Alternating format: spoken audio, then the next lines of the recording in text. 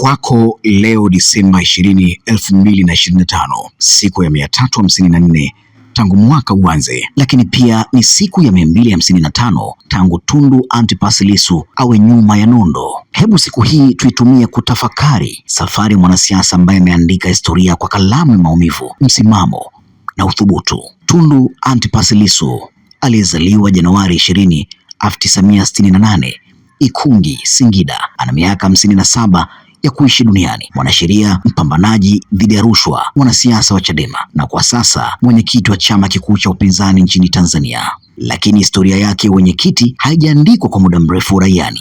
Kwa pamoja, naomba tuchukue karatasi na kalamu. Mwaka 2025 una siku 354 mpaka leo. Lissu alichaguliwa Januari 22, 2025 jijini Dar es Salaam. Kabla ya uchaguzi huo, Januari ilikuwa na siku 22. Tangu Aprili 9, 2025, Lissu yuko rumande kwa siku 255. 354 kutoa 22 kutoa 255 ni sawasawa na 77. Kwa maana hiyo, mwenyekiti wa Chadema Tundu Antipas Lissu amehudumu siku 77 tu akiwa uraiani. Januari 22, 2025, pale katika ukumbi wa Mlimani City ulikuwa kimya cha tahadhari. Ndani yake kulikuwa na historia ikisubiri kutangazwa. Tundu Lissu anachaguliwa kuwa mwenyekiti wa taifa wa Chadema, akimshinda Freeman Mbowe aliyekaa kwenye nafasi hiyo kwa miaka 21. Matokeo rasmi ya uchaguzi ilikuwa Lissu amepata 51% ya kura zote dhidi ya 48.3 alizozipata Freeman Mbowe. Ni ushindi mwembamba lakini mzito kisiasa, na kwa mara ya kwanza baada ya miongo miwili Chadema inapata sura mpya ya uongozi. Mbowe anakubali matokeo papo hapo. Hakuna vurugu, hakuna drama. Ni somo la demokrasia lililotolewa na waliokuwa wapinzani wa ndani. Sasa tukirudi katika hesabu zetu, mwenyekiti wa Chadema Tundu Lissu amehudumu kwa siku 77 tu uraiani kama kiongozi. Amefanya katika muda huo. Katika muda mfupi wa siku 77 za uhuru, Lissu hakutawala kwa ukimya. Matukio 10 muhimu kuhusu Tundu Lissu tangu alipochaguliwa kuwa mwenyekiti wa Chadema, chama kikuu cha upinzani nchini Tanzania, mnamo Januari 22, 2025. 1.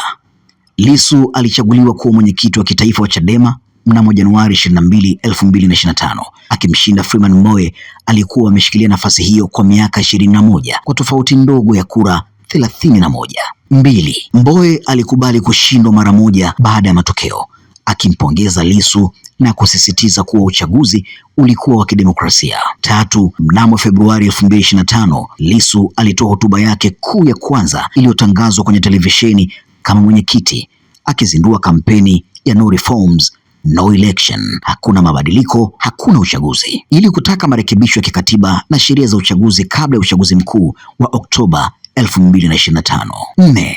Lissu aliahidi kuijenga upya Chadema kwa ndani, kushughulikia malalamiko ya wanachama, kuhakikisha haki katika chaguzi za ndani na kuchukua msimamo mkali zaidi dhidi ya chama tawala cha CCM. 5. Aprili 3, Lissu aliongea na watiania wa ubunge wa chama chake na kuwasisitizia kuwa kama kuna mwanachadema mwenye ndoto za kuwa diwani, mbunge ama rais, basi asahau ndoto hiyo, kwani chama chao hakitaingia kwenye uchaguzi kama hakutafanyika reforms. Kwenye hotuba hiyo alizungumza maneno ambayo baadaye serikali iliyatumia kumfungulia kesi ya uhaini. Maneno hayo ni tutakinukisha ile mbaya, kuhakikisha tunazuia uchaguzi. Mnamo Aprili 9, 2025, polisi walimkamata Lissu baada ya mkutano wa kisiasa huko Mbinga, wakimshtaki kwa uhaini, kosa lisiloweka dhamana na adhabu ya kifo, na uhalifu wa kimtandao unaohusiana na madai ya kuchapisha habari za uongo. 7.